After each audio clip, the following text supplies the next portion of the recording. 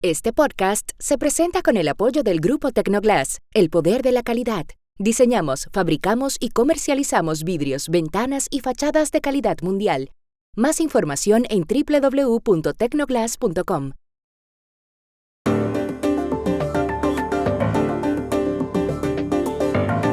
En Los Ángeles hay protestas por las redadas contra los inmigrantes. Trump envía a los Marines. ¿Cómo entender lo que pasa?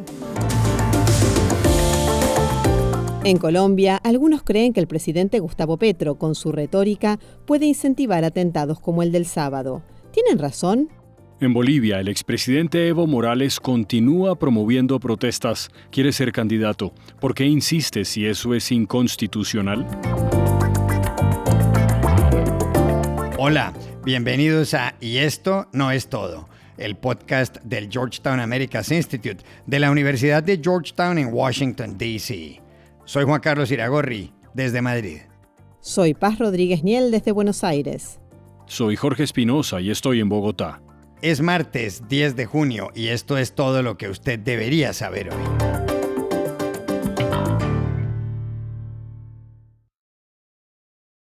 Hay crisis en California y especialmente en Los Ángeles, donde miles de personas se han lanzado a las calles desde el fin de semana para protestar contra las redadas que está llevando a cabo el ICE, el Immigration and Customs Enforcement o Servicio de Control de Inmigración de Aduanas. El ICE está dirigido por Tom Homan, nombrado por el presidente Donald Trump y quien prometió expulsar a millones de indocumentados de Estados Unidos. Las redadas han suscitado marchas en California y despliegues policiales. En Los Ángeles hay 150 personas arrestadas. Trump ha enviado además a miles de guardias nacionales y de Marines, algo que rechazó el gobernador de California, Gavin Newsom. El presidente dijo que Newsom es un incompetente, que está destruyendo al Estado y que él enviaría más guardias si se necesitaran. An incompetent governor. Look at the job he's doing in California. He's destroying one of our great states. And if I didn't get involved, if we didn't bring the guard in, and we would bring more in if we needed it, because we have to make sure there's going to be law and order. Newsom, de la oposición del Partido Demócrata, se quejó del envío de los 2.000 guardias civiles y de los 700 Marines, algo que no había pasado en California desde 1992. Por eso dijo que demandará a Trump por desplegar esas fuerzas sin el visto bueno de las autoridades estatales. En Los Ángeles, una de las ciudades más importantes de Estados Unidos y la principal de la costa oeste, viven casi 2 millones de hispanos, es decir, el 47% de la población. En California, 16 millones, casi el 40% del total. A algunos les llama la atención que muchos de los manifestantes en las calles de California lleven no la bandera de Estados Unidos, donde viven, sino la de México. ¿A qué se debe eso? Llamamos ayer a Washington, D.C. al periodista José López Zamorano, vicepresidente de la Red Hispana. Hay muchas razones por las que la bandera mexicana se ha convertido en el estandarte más visible de las protestas en Los Ángeles. Y no es la primera vez que ocurre. Durante las movilizaciones por la reforma migratoria en 2005-2006, las banderas mexicanas fueron también un símbolo de identidad para la comunidad de origen mexicano. Se podría argumentar que muchas de las personas que protestaron entonces, como ahora, no sienten que son tratados aquí como iguales, porque muchos de esos manifestantes son en realidad ciudadanos de los Estados Unidos. Pero algunos sienten que su cultura y su comunidad están siendo atacados o tratados como ilegítimos o extranjeros, incluso si nacieron en el país. Es una manera de decir, no nos avergonzamos de quiénes somos, no somos criminales, somos familias con raíces, con dignidad. Para esas personas, la bandera funciona de alguna manera como un símbolo de unidad. En esencia, con las banderas reivindican su derecho a vivir en los Estados Unidos sin miedo y sin negar sus orígenes. Por lo tanto, para mí, la presencia de la bandera mexicana no debe verse ni leerse como un rechazo al país, sino como una afirmación de la identidad binacional de muchos inmigrantes. Pero al mismo tiempo, no me parece apropiado quemar o escupirles a las banderas de Estados Unidos o cometer actos de vandalismo, porque entonces incurrimos en los mismos prejuicios que denunciamos contra nosotros. Las personas tienen derecho a sentir orgullo por sus raíces, pero no al grado de cancelar al resto de la sociedad. Por otro lado, más allá del drama para los hispanos, ¿a qué obedece la disputa política de Donald Trump y Gavin Newsom? Llamamos ayer a las calles de Los Ángeles a Javier Anzorena, enviado especial del diario ABC de Madrid. Pues mira, sin querer quitarle importancia a lo que es el despliegue de militares aquí en la segunda ciudad de Estados Unidos, en Los Ángeles, y la importancia que tienen los disturbios violentos que ha habido estos últimos 3 días, también hay una claro juego político. Digamos que hay dos planos de batalla, ¿no? Está la batalla en la calle y está la batalla en la escena política, con dos protagonistas obvios, como son el presidente Donald Trump y el gobernador de California, Gavin Newsom. Son dos, digamos, enemigos íntimos. Se han estado pegando y reconciliándose durante tiempo ya, y claramente Trump está utilizando esta crisis como una forma de mostrar al país, mucho más allá de California, que lógicamente no es su territorio, sino al país, su mano dura en la política migratoria, su mano dura con mantener la ley y el orden en la calle. Y claramente el gobernador Newsom, que siempre está en las quinielas de presidenciables, y en un momento en el que no hay mucho recambio, digamos, en los demócratas para la elección 2028, pues también es una oportunidad para él como para postularse como una voz de peso. Ha dicho eso de que me detenga si quiere, y lógicamente los dos están, digamos, retroalimentándose en esta crisis para ganarse un tanto político cada uno de ellos.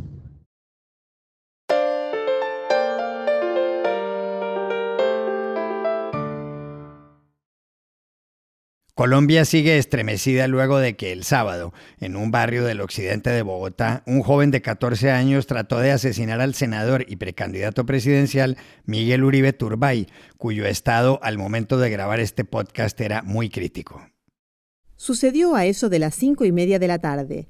Uribe Turbay, de 39 años y que milita en el derechista Centro Democrático, el partido del expresidente Álvaro Uribe, hablaba frente a un pequeño grupo de ciudadanos en un parque cuando a 2 metros y por la espalda el joven le disparó. Salud mental, el principal problema en Colombia.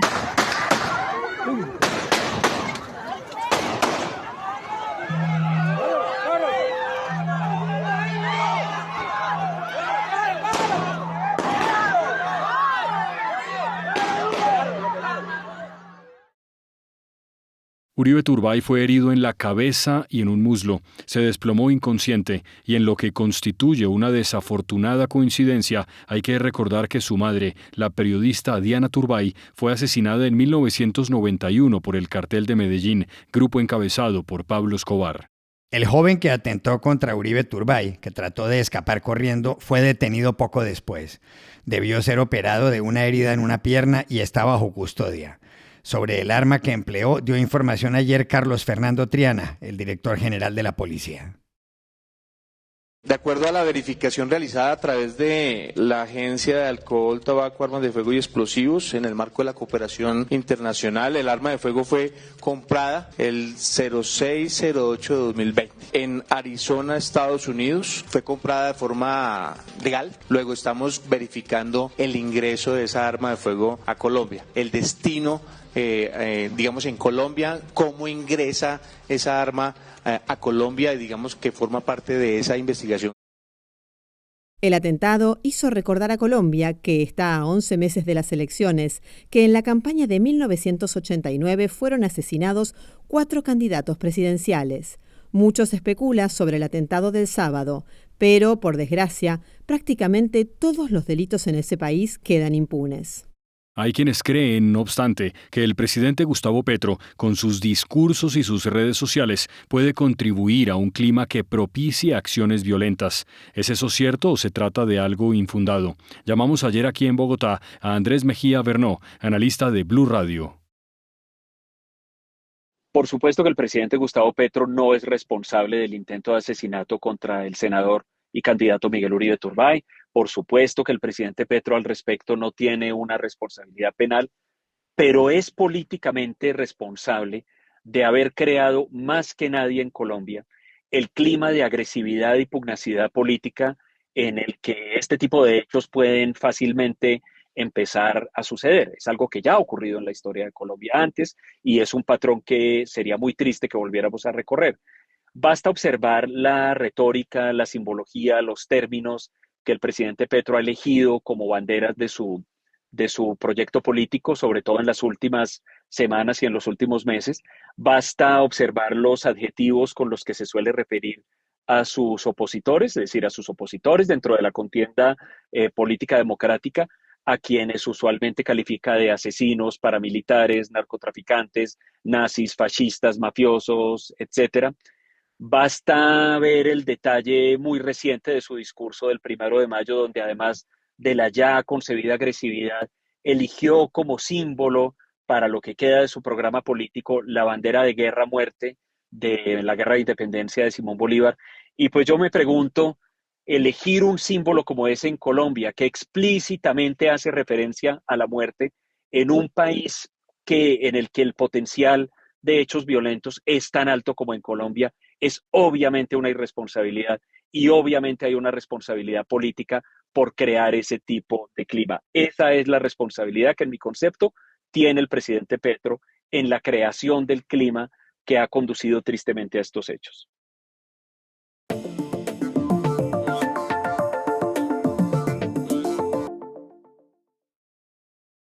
Este podcast se presenta por cortesía de Movistar Empresas, el aliado que está transformando y potenciando negocios en toda Hispanoamérica con soluciones digitales en cloud, IoT, seguridad, conectividad, Big Data y advertising. Movistar Empresas, siempre el camino seguro. Y este podcast se realiza con el apoyo de Progreso, compañía líder en soluciones innovadoras en construcción, agro y energía. Impulsamos el desarrollo sostenible en América Latina. Más información en www.progreso.com. Bolivia lleva más de una semana con bloqueos en diferentes vías, pero sobre todo en el centro del país, en el departamento de Cochabamba. Ayer, por ejemplo, hubo ahí casi 30 piquetes y el número de heridos supera ya los 50. Unas protestas se deben a la falta de combustibles y a la inflación. Y es que en lo que va del año, los precios han aumentado más del 9% con respecto a 2024. Pero otras protestas, muchas, las protagonizan los partidarios de Evo Morales, que quieren que el expresidente sea candidato en las elecciones de agosto. Esto le dijo una mujer a la agencia Reuters. ¡Va a arder el Palacio de Justicia! ¡Va a arder el Palacio de Gobierno! ¡No queremos represión! ¡Queremos que nuestros derechos se respeten! Evo Morales, que tiene ya 65 años, fue presidente de 2006 a 2019. Pero según la Constitución no puede volver a hacerlo, pues Bolivia solo admite una reelección inmediata. Así lo dictaminó el Tribunal Constitucional Plurinacional y lo confirmó hace un mes el Tribunal Electoral. El presidente Luis Arce, antiguo aliado de Evo Morales y excompañero del Movimiento al Socialismo, el MAS, estuvo visitando a algunos heridos en Cochabamba el fin de semana. Allí le formuló reproches a su antecesor en la presidencia de ese país de 13 millones de habitantes. Entonces, a nosotros nos queda claro que todo esto forma parte de un plan estratégico para que Evo Morales sea candidato otra vez, pisoteando la constitución política del Estado. Nosotros lo hemos criticado, lo hemos dicho con claridad y ese ha sido el motivo para que se estrelle contra el gobierno nacional, contra los miembros del gobierno nacional, contra las familias de todos nosotros, con calumnias, con mentiras, con todo ese tipo de situaciones, simplemente por su apetito personal de poder. Los seguidores de Evo Morales no parecen dar marcha atrás. Han anunciado incluso que piensan intensificar los bloqueos, especialmente en Cochabamba, uno de los fortines políticos del expresidente. La situación es muy tensa. La comida escasea. ¿Por qué insisten en protestar Evo Morales y los suyos si la justicia boliviana ya ha dicho que él no puede volver a ser candidato presidencial? Llamamos ayer a La Paz al conocido periodista Raúl Peñaranda, director de Brújula Digital. Evo Morales insiste en estas protestas porque para él es la madre de todas las batallas. Se le va la vida en esto. Si se siente un precedente y él no va a estar en la papeleta por primera vez en 23 años de vida política boliviana, quiere decir que es el inicio de su jubilación. Evo Morales ha sido un político tan importante por décadas en Bolivia, primero como dirigente cocalero, luego candidato a la presidencia. La segunda vez que participó logró llegar al poder, estuvo 3 veces en 3 periodos presidenciales como presidente y ahora él ve que su futuro político tiene un fin, un límite, y ese límite son las elecciones de agosto. Entonces, lo que él está procurando hacer es generar tal inestabilidad, desestabilizar al gobierno al punto de hacerlo caer, aunque falta tan poco para las elecciones. Tampoco es nuevo para Bolivia que gobiernos caigan, así que él espera eso y que en una situación posterior, tal vez un gobierno de transición, un nuevo tribunal constitucional le permita participar. Eso es lo que está intentando hacer Evo Morales, porque candidato no va a ser. El Tribunal Constitucional, como ya se ha dicho, ya ha establecido en un fallo ratificado 2 veces posteriormente que él no puede candidatear. Ninguna persona puede gobernar más de 2 veces el Estado boliviano, dice ese fallo. Así que lo que busca Morales es precisamente eso, generar tal inestabilidad que en una situación posterior él mantenga vigencia como candidato. De lo contrario, y si se ratifica este fallo y si se sienta precedente, entonces él empezará el recorrido hacia su jubilación. Y estas son otras cosas que usted también debería saber hoy.